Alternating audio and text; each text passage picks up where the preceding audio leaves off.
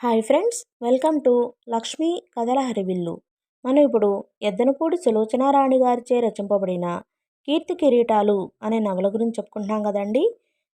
ఆలస్యం చేయకుండా నెక్స్ట్ పార్ట్లోకి వెళ్దామండి. వెళ్లే ముందు అందరికీ ఒక రిక్వెస్ట్ అండి.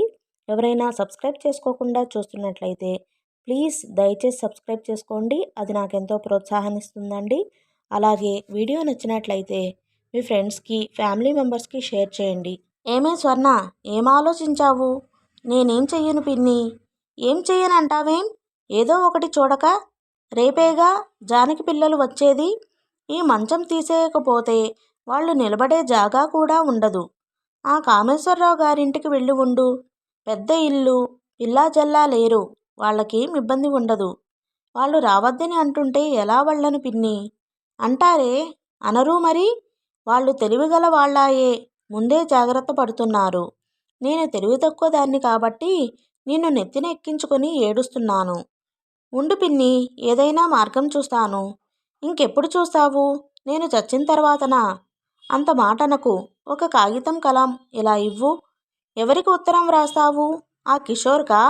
ఆయన గారు జవాబు వ్రాసేసరికి జానక్కి పుట్టబోయే పిల్ల పాకుతుంది కూడా. కిషోర్కి కాదు పిన్ని, దిక్కులేని వాళ్ళని చేర్చుకునే హాస్టల్ ఉంది. ప్రస్తుతానికి అక్కడ ఉండనిస్తారేమో చూస్తాను. పింతల్లి కాగితం కలం తెచ్చి మంచం మీద గిరాటు కొట్టిపోయింది. స్వర్ణ లేచి కూర్చుని ఓపిక తెచ్చుకుని వ్రాయసాగింది.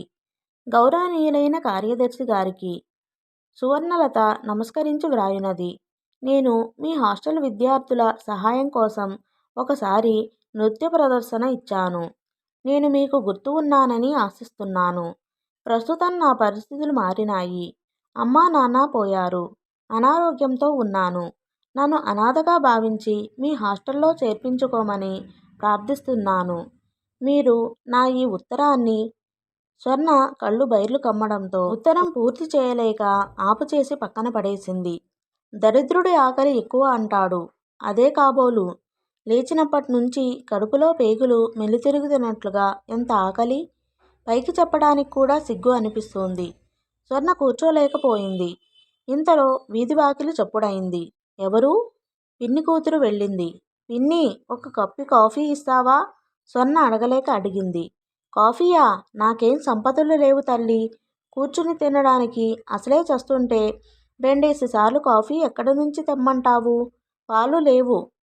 స్వర్ణ నీరసంగా మంచం మీద వాలింది. తల్లి ఎప్పుడూ తనను తినమని ఎంత బ్రతిమలాడేది. పుస్తకం చదువుతూ వేడివేడి కాఫీ అక్కడ పెడితే మర్చిపోయిన రోజులు ఎన్ని ఉన్నాయి.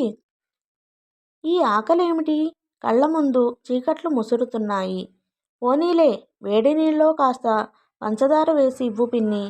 పంచదార కలికంలోకి కూడా లేదు. స్వర్ణ పడుకుంది. ఒక్క నిమిషం ఒక్క యుగంలా ఉంది. టైమే తెలియటం లేదు. స్వర్ణ, ఎవరో పిలిచారు. మూసుకుపోతున్న కళ్ళని బలవంతంగా తెరిచింది. మంచం దగ్గర తేజ నిలబడి ఉన్నాడు. స్వర్ణ అతని చూడగానే చప్పున లేచి కూర్చుంది. ఆ లేవటంలో కాలికి మంచం తగిలి ప్రాణం ఎగిరిపోయినంత బాధ కలిగింది. అయినా నవ్వుతూనే అతన్ని పలకరించింది. మీరా ఎప్పుడు వచ్చారు? ఈ పూటే.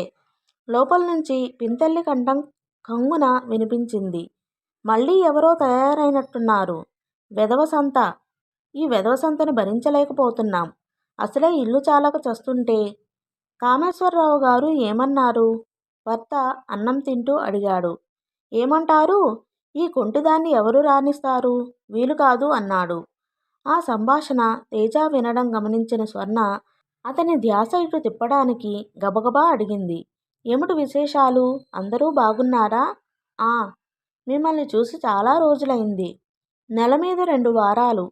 సావిత్రి ఊళ్ళో లేదు, ఫారెన్ వెళ్ళింది. తెలుసు. అతను పక్కన పడేసి ఉన్న కాగితం తీసి యథాలాపంగా చూడసాగాడు. మరు క్షణంలో దాన్ని శ్రద్ధగా చదవటం ప్రారంభించాడు. చదవటం పూర్తి అవగానే తలెత్తి ప్రశ్నార్థకంగా చూశాడు. స్వర్ణ తలదించుకుంది. పిన్ని వాళ్ళకి చాలా ఇబ్బందిగా ఉంది. ఇంకో 2 నెలలు ఇక్కడ ఉండడం జరిగే పనిగా లేదు. అందుకని. తేజ ఏం మాట్లాడలేదు. స్వర్ణ వైపు చూస్తున్నాడు. ఈ శని ఇంట్లో కాలు పెట్టింది. నా బిడ్డ కాస్త హరీమన్నది. పెద్ద కోడలు రాగం తీస్తోంది. ఊరుకో అమ్మా ఊరుకో, అత్తగారు ఓదారుస్తోంది. ఏమిటా మొహమాటం నీకు? ఇంట్లోంచి పంపేయక. ఈవిడ కోసం వచ్చే సంత ఇంకోటి. ఆవిడ భర్తను విసుక్కుంటుంది. తేజ ముఖం ఎర్రబడింది. కోపం ఆపుకుంటున్నట్లుగా దవడ ఎముక కదలాడింది. వస్తాను స్వర్ణ అన్నాడు తేజ. మీరు మీరు నాకు 10 రూపాయలు ఇస్తారా? అతను లేవబోతున్న వాడల్లా కూర్చున్నాడు. స్వర్ణ సిగ్గుపడుతున్నట్లుగా చెప్పింది. కాలు చాలా నొప్పిగా ఉంది. వారం రోజుల నుంచి కంటికి నిద్ర అనేదే ఎరగలేదు. స్లీపింగ్ పిల్స్ వేసుకుంటే గానీ నిద్ర రావడం లేదు. కాలు నొప్పి భరించలేకుండా ఉన్నాను. లేచి కూర్చోవాలంటే చాలా కళ్ళు తిరుగుతున్నాయి. ఇంకా 2 రోజులు పోతే మంచంలోంచే కూడా లేవలేనేమో. స్లీపింగ్ పిల్స్ ఒక్క సీసా తెచ్చుకుంటాను. ఆ అమ్మాయి అవి ఎందుకు అడుగుతోందో అతనికి ఏమీ అర్థం కాలేదు. ఇప్పుడే వస్తాను స్వర్ణ. చేతిలో కాగితం జేబులోకి పెట్టుకుని అక్కడి నుంచి వేగంగా వెళ్ళిపోయాడు. స్వర్ణ మంచం మీదకి వాలిపోయింది. ఛీ, నోరు తెరిచి దేవరించి అడిగినా అతను ఇవ్వలేదు. స్నానం చేసి 4 రోజులయింది. లేచి కూర్చునే ఓపిక లేదు. ఇలా క్షణక్షణం మృత్యువు దగ్గర వెళ్ళే కంటే ఒక్కసారి చెంగున ఎగిరి గంతులేసి వెళ్ళిపోవాలని దాని కౌగిట్లో చేరుకుంటే ఎంత హాయి. అతను ఒక్క 10 రూపాయలు ఇచ్చి ఉంటే ఎంత బావుండేది. కళ్ళు కూరుకుపోతున్నాయి. చెవుల్లో హోరు. స్వర్ణ, ఎవరో పిలుస్తున్నారు. ఎవరు? లేచి కూర్చో. నాకు ఓపిక లేదు. కాస్త తెచ్చుకో, ఇంటికి వెళ్దాం. ఇంటికా? నాకు ఇల్లు కూడా ఉందా? ఉంది. నేను తీసుకువెళ్ళడానికి వచ్చాను. లే. ఎవరో లేపి బలవంతంగా భుజాలు పట్టుకుని లేపి కూర్చోబెట్టారు. ఎవరో స్వర్ణని స్టెతస్కోపుతో పరీక్ష చేస్తున్నారు. డాక్టర్, ఈ గుండె ఆగడానికి ఇంకెన్ని రోజులు పడుతుంది?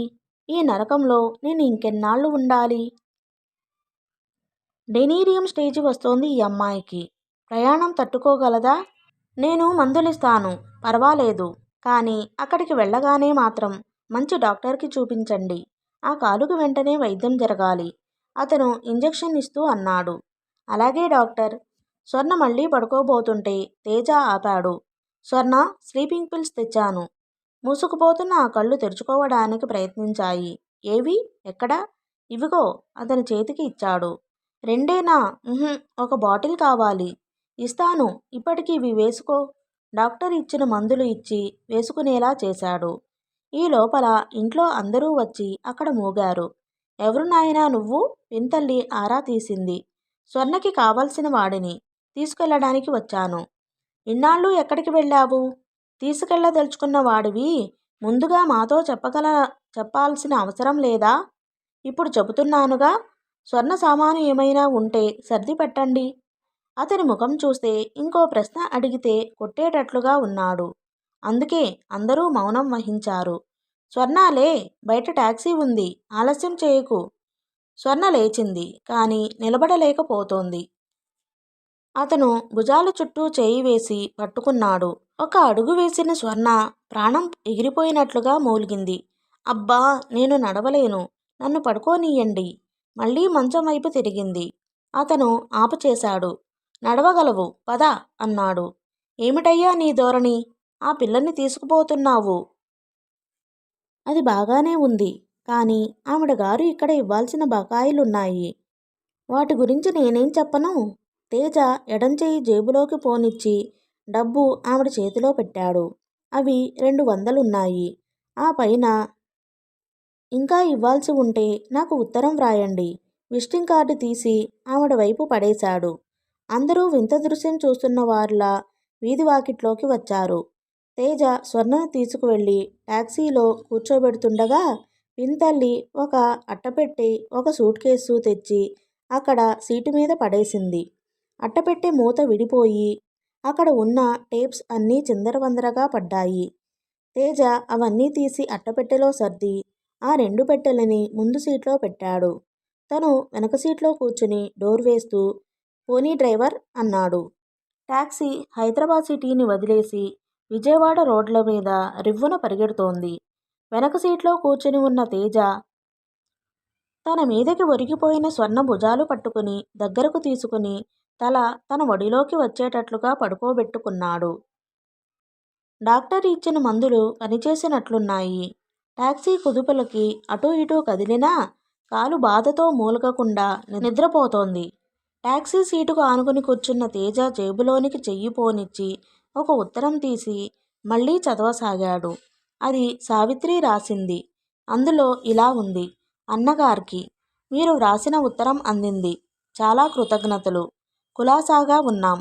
స్వర్ణ దగ్గర నుంచి బొత్తిగా ఉత్తరాలు లేవు. నాకు చాలా భయంగా ఉంది. ఆ రాజ్యలక్ష్మి గారు ఇట్లా చేస్తుందంటే నేనసలు స్వర్ణను వదిలి వచ్చేదాన్ని కాదు. నా ఈ ఉత్తరం అందిన వెంటనే మీరు హైదరాబాద్ వెళ్ళి స్వర్ణని చూసి ఎలా ఉందో వ్రాయగలరు. తనకి అక్కడ బాగాలేదంటే మేం వచ్చే వరకు మీ దగ్గరికి తీసుకువెళ్ళి అట్టిపెట్టుకుంటే నేను చాలా సంతోషిస్తాను. ఈ సాయం మీరు నాకు తప్పక చేయగలరు. మీ జాబు కోసం ఎదురు చూస్తుంటాను. మీ చెల్లెలు సావిత్రి. ఆ ఉత్తరం చదవటం పూర్తి అవగానే తేజ నిట్టూర్చాడు. సావిత్రి ఈ ఉత్తరం వ్రాయకపోతే తను స్వర్ణని చూడడానికి వెళ్ళేవాడే కాదు. తనకేం తెలుసు? స్వర్ణకి అయిన వాళ్ళందరూ ఉన్నారని అనుకున్నాడు. ఆ రోజు నర్సింగ్ హోంలో వాళ్ళ సంభాషణ విన్న తర్వాత ఇక స్వర్ణ సంగతే గుర్తు చేసుకోకూడదని అనుకున్నాడు. అతని ఒడిలో నుంచి స్వర్ణ తల జారబోయింది. తేజ స్వర్ణని ఎత్తి దగ్గరకు తీసుకున్నాడు. స్వర్ణ తల అతని గుండెలకి ఆనింది. ఆ క్షణంలో తను ఎక్కడుందో, ఎవరితో ఎక్కడికి వెళ్తుందో పూర్తిగా స్పృహ లేకుండా ఉన్న స్వర్ణని చూస్తుంటే అతని మనసు రెపరెపలాడింది. తను అడుగుపెట్టగానే ఆ ఇంట్లో స్వర్ణ కాఫీ కోసం అడగడం, పింతల్లి చిరాకు పడడం, ఆ తర్వాత జరిగిన సంభాషణ గుర్తుకు వచ్చింది. అతని మనసులో ఉన్న సంకోచాలు అన్నీ దూరమైనాయి. స్వర్ణ మెడ చుట్టూ చేయి వేసి ఆ తలని మరింత దగ్గరకు హత్తుకున్నాడు. నీకు అందరూ ఉన్నారనుకున్నాను స్వర్ణ. అందుకే దూరంగా ఉండిపోయాను. నువ్వింత బాధపడుతున్నావని నాకు తెలియలేదు. తెలిసి ఉంటే ఇన్నాళ్ళు ఉండేవాడిని కాదు అనుకోసాగాడు. సాయం సంధ్య దిగంతాల వరకు కెంజాయ రంగుతో రంగవల్లులు దిద్దుతోంది. ఆ అందం, నైపుణ్యం చూసి మెచ్చుకోలుగా తలలు పంకిస్తున్నట్లుగా కొబ్బరి ఆకులు మెల్లగా కదులుతున్నాయి. ఆ దొడ్లో వేప చెట్టు మీద చేరిన పిట్టలు కువకువ శబ్దం చేస్తున్నాయి. తన ఎదురుగా వేణుగోపాలస్వామి ఆలయంలో నుంచి జేగంటలు వినిపిస్తున్నాయి. స్వర్ణ డాబా మీద ఆరుబయట పడక కుర్చీలో కూర్చుని ఉంది. తల కింద 2 దిండ్లు ఎత్తుపెట్టి ఉన్నాయి. గ్రీష్మ తాపానికి వడిలిపోవడానికి సిద్ధమైన లత తొలకరి జల్లుకి ప్రాణం పోసుకుని నేవళం సంపాదించుకున్నట్లుగా హైదరాబాద్ నుంచి వచ్చేటప్పుడు స్పృహలేని స్థితిలో అనారోగ్యంతో కూర్చోవడానికి, నిలబడడానికి కూడా శక్తి లేనట్లుగా ఉన్న స్వర్ణ విద్యాపురం వచ్చిన వారం రోజులకే తేజ విజయవాడ నుంచి తీసుకువచ్చి చూపించిన ప్రసిద్ధుడైన డాక్టర్ వైద్యంతో, రాత్రింబవళ్ళు రత్తమ్మ కంటికి రెప్పలా కాపాడుతూ చేసిన సేవలతో, ఏసోబు అల్లరి చిల్లరి చిలిపి పనులు చేసి ఫకాల్న నవ్వు తెప్పించే సంఘటనలతో కాస్త కాస్తగా కోలుకోసాగింది. స్వర్ణ శరీరంలో మాసిపోయిన లావణ్యం తిరిగి సంతరించుకోవడం ప్రారంభించింది. మనసుకి విశ్రాంతి చిక్కి కంటి నిండా నిద్ర రాసాగింది. తేజ అతనికి ఏం ఫీజు ఇస్తానని చెప్పాడో ఏమో గాని డాక్టరు రోజు విడిచి రోజు సాయంత్రం వేళ వచ్చి చూసి వెళ్తున్నాడు. ఈ రోజున స్వర్ణని పరీక్ష చేసి మందులు వ్రాసి ఇచ్చి మళ్ళీ ఆదివారం వరకు నేను రాను, అవసరం లేదు, ఈ మందులు వాడండి చాలు, నడక ప్రాక్టీసు మాత్రం ఉదయం సాయంత్రం తప్పకుండా చెయ్యాలి, ఒక్క పూట కూడా మానవద్దు అని హెచ్చరించి వెళ్ళాడు. తేజ ఆయన్ని సాగనంపటానికి కిందకు వెళ్ళాడు. రత్తమ్మ పైకి వచ్చింది. ఈ 10 రోజుల్లో తన స్నానం చేయటంలో, జడ వేసుకోవడంలో, లేచి అటూ ఇటూ తిరగడంలో రత్తమ్మ ఎంతో సాయం చేసింది. ఆ చేయడంలో ఏదో పనిమనిషి తన పని నెరవేర్చుకున్నట్లుగా కాకుండా తన ఆసక్తిని గమనించి ఆదుకోవాలనే ఆత్మీయతతో ఆసరాగా నిలబడ్డట్టుగా, కన్నతల్లిని గుర్తు తెచ్చున్నట్లుగా చేస్తోంది. వీళ్ళ రుణం ఎలా తీర్చుకోగలదు తను? ఆ రోజు తేజ బలవంతంగా ఇక్కడకు తీసుకురాకపోయినట్లయితే ఈ పాటికి తను ఎలాంటి స్థితిలో ఎక్కడుండేదో. ఒంటిమీద స్పృహలేని స్థితిలో అతను తీసుకువచ్చేయబట్టి సరిపోయింది. ఒంటిమీద తెలివే ఉంటే తాను ఒప్పుకునేదా? ఎక్కడి తేజ, ఎక్కడ తను? జీవితం తెగిన గాలిపటంలా గిరిగింతలు తిరిగి చివరకు ఇక్కడకు వచ్చి చిక్కుపడింది. తను మామూలు మనిషి అవడం ఇప్పట్లో సాధ్యపడుతుందా? ఆర్థికంగా తన కాళ్ళ మీద తను నిలబడగలగడం ఈ జన్మలో మళ్ళీ చూస్తుందా? అపరిచితులైన వీళ్ళ దగ్గర ఇలా భారంగా ఉండడం బాధగానే ఉంది. కానీ ఇక్కడ నుంచి వేరే వెళ్ళడానికి చోటు కూడా లేదు. జీవితం వక్రించింది. అదృష్టం మారింది. పరిస్థితులు తిరగబడినాయి. తాను నిస్సహాయంగా చూడడం మినహా ఇంకేమీ చేయలేకపోతోంది. కనీసం ఈ ఆరోగ్యం అయినా త్వరగా చక్కబడితే. ఈ పూట మీకు అన్నంలోకి ఏం చేయమంటారమ్మా? రత్తమ్మ దగ్గరికి వస్తూ అడిగింది. డాక్టర్ అన్నీ తినవచ్చునని చెప్పాడు. నా కోసం ఇక ప్రత్యేకంగా ఏమీ చెయ్యవద్దు. నువ్వేది చేస్తే అది తింటాను. నేనెలాగూ ఏదో ఒకటి చెయ్యాలి కదమ్మా. ఆ చేసేదేదో మీకిష్టమైనదే చేస్తే పోతుంది కదా. ఇంతలో తేజ కూడా పేకి వచ్చాడు. రత్తమ్మ, అమ్మగారిని కాసేపు నడిపించు అన్నాడు. ఇప్పుడా? వద్దు వద్దు, రేపు నడుస్తాను అంది స్వర్ణ. కానీ నిలబడాలంటేనే ప్రాణం పోయినంత బాధగా ఉంది. రేపు ఎలాగూ నడవాలి. రోజూ 2 పూటలా తప్పక నడవాలని డాక్టర్ చెప్పలేదు? కాలు చాలా బాధగా ఉంది. ముందు కాస్త బాధ పెట్టినా క్రమంగా అదే తగ్గుతుందని అన్నారు. రత్తమ్మ, చెయ్యి తీసుకో. కుర్చీలోంచి లేవది. రత్తమ్మ చెయ్యి అందించింది. ఆ చెయ్యి ఆసరా చేసుకుని స్వర్ణ తప్పనిసరిగా కుర్చీలోంచి లేచింది. 2 అడుగులు వేసిందో లేదో బాధతో గిలగిలలాడింది. రత్తమ్మ చెయ్యి విసురుగా తోసేసి వెనక్కి కుర్చీ వైపు తిరిగింది. రత్తమ్మ, చెయ్యి వదలకు అన్నాడు తేజ. రత్తమ్మ స్వర్ణ చెయ్యి పట్టుకుని బలవంతంగా నడిపించబోయింది. స్వర్ణ గిలగిలలాడటంతో భయపడి వదిలేసింది. పోన్లేండి అబ్బాయిగారు, అంత బాధగా ఉంటే ఎలా నడుస్తుంది? రేపు నడుస్తానంటోందిగా, ఈరోజు వదిలేయండి అంది జాలిగా చూస్తూ. అప్పటికే స్వర్ణ కుంటుకుంటూ కుర్చీ దగ్గరకు చేరుకుంది. దూరంగా ఉన్న తేజ చప్పున 2 అడుగులు ముందుకు వచ్చిన స్వర్ణని చెయ్యి మీద గట్టిగా పట్టుకున్నాడు. స్వర్ణ కుర్చీలో కూర్చోనీయకుండా అటూ ఇటూ తిప్పాడు. నడు స్వర్ణ నడిపిస్తూ అన్నాడు. అబ్బా, నేను నడవలేను. నడవగలవు. నా వల్ల కాదంటుంటే బాధతో గిలగిలలాడుతూ అంది. నువ్వు నడక ప్రాక్టీసు చెయ్యకపోతే శాశ్వతంగా ఆ కుర్చీలో అలాగే కూర్చోవాల్సి వస్తుందని డాక్టర్లు చెప్పలేదు? కోపంగా అన్నాడు. ఈ బాధ కన్నా అదే నయం అనిపిస్తోంది. నడవకపోతే ఎలా? ఇప్పుడు నీకు అమ్మా నాన్న ఎవ్వరూ లేరు. ఎల్లకాలం ఎవరు చూస్తారు నిన్ను? ఎన్నాళ్ళు నిన్ను నా కళ్ళ ముందు ఉంచుకుంటాను? నీకు త్వరగా నయమైతే నువ్వు ఇక్కడి నుండి వెళ్ళిపోవచ్చు. స్వర్ణ అతని వైపు వెర్రిదానిలా చూసింది. ఆ కళ్ళలో వేటగాడి బాణం సూటిగా వచ్చి గుండెల్లో పక్షి గిలగిలలాడిన బాధ తనకి లభించింది. తేజ అదేమీ గమనించినా లక్ష్యపెట్టనట్టు నడుం చుట్టూ చేయి వేసి బలంగా పట్టుకుని బలవంతంగా నడిపిస్తూనే ఉన్నాడు. స్వర్ణ మళ్ళీ బాధ అని అనలేదు. పళ్ళు బిగబట్టి ప్రాణం పోతున్నట్లు అనిపిస్తున్నా ఆ బాధని ఓర్చుకుంది. ముఖం కమిలినట్లుగా అయింది. ఒంటి నిండా చెమటలు పట్టినాయి. అతని చేతులు విడిపించుకుంటూ, మీరు వదలండి, నేను నడుస్తాను అంది. తేజ వదిలేశాడు. అయ్యో, పడుతుందేమో. రత్తమ్మ చప్పున ముందుకు రాబోతుంటే తేజ వారించాడు. స్వర్ణ చెమటలు దిగకారుతుండగా మెల్లగా తప్పటడుగులు వేయడం నేర్చుకుంటున్న పసిపాపల కుర్చీ దగ్గర నుంచి పిట్టగోడ దగ్గరికి, అక్కడ నుంచి మళ్ళీ కుర్చీ దగ్గరికి నడవసాగింది. ఇక చాలేండి అబ్బాయి గారు, రేపు నడుస్తుందిగా అంది రత్తమ్మ. వద్దు రత్తమ్మ, నువ్వేమనకు, నాకేం బాధలేదు. కుర్చీ దగ్గర నుంచి పిట్టగోడ వైపు మెల్లగా వస్తూ అంది. ఇక చాలే స్వర్ణ. అప్పటికే స్వర్ణ కళ్ళు తిరగడంతో బ్యాలెన్స్ తప్పి తూలి పడబోయింది. తేజ చప్పున చేయి చాచి పట్టుకున్నాడు. స్వర్ణ విడిపించుకోవడానికి ప్రయత్నిస్తూ, వద్దు, నా కాలు త్వరగా నయం కావాలి. ఎన్నాళ్ళని ఇక్కడ ఉంటాను? కాస్త నడవగలిగానంటే వెళ్ళిపోవచ్చు అంది. స్వర్ణ. ఆప్యాయంగా ఆర్తిగా ఉన్న ఆ పిలుపుతో స్వర్ణ అంతకు వరకు గొంతులో బలవంతంగా నొక్కిపెట్టి ఉంచిన దుఃఖం ఒక్కసారిగా వరదలై పొంగింది. నేను ఆ రోజు సావిత్రితో తిరిగి వెడుతూ ఏమన్నాను? ఈసారి వచ్చినప్పుడు మీకు విసుగు పుట్టే వరకు అన్నాను కదా. పైన తదాసు దేవతలు ఉంటారు సుమా అని మీరు అప్పుడే అన్నారు. నా హాస్యం అలా అపహాస్యం అవుతుందని నేను అనుకోలేదు. తేజ 2 చేతులతో స్వర్ణని దగ్గరకు తీసుకున్నాడు.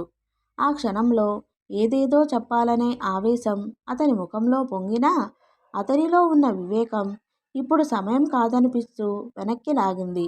రత్తమ్మ, ఒక కప్పు వేడిగా హార్లిక్స్ తీసుకురా అన్నాడు. ఓకే ఫ్రెండ్స్, ఈ పార్ట్ని ఇంతటితో ముగిస్తున్నానండి.